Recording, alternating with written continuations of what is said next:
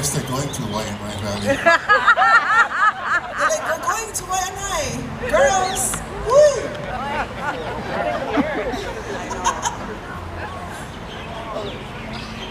It's been a while, I'll be very honest. We just finished Keiki Hula, and we are currently preparing for Hula Lilia, where our Hālau is preparing 9 performances for Hula Lilia, featuring, of course, our kaikamāhine, our keiki kane, our kupuna, and our wahine groups.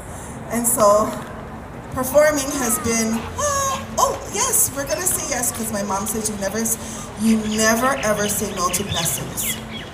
You always say yes to the blessings, because this is how we grow.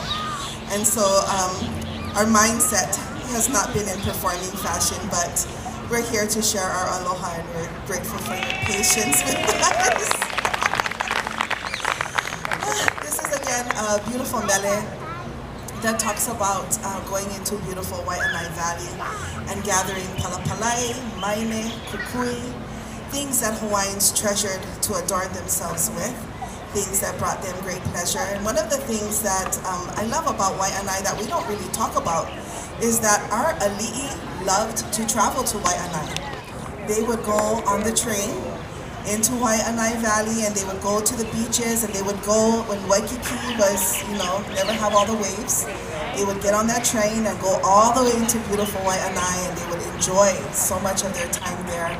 And then they would return to their ohana and their homes here on the east side of our island.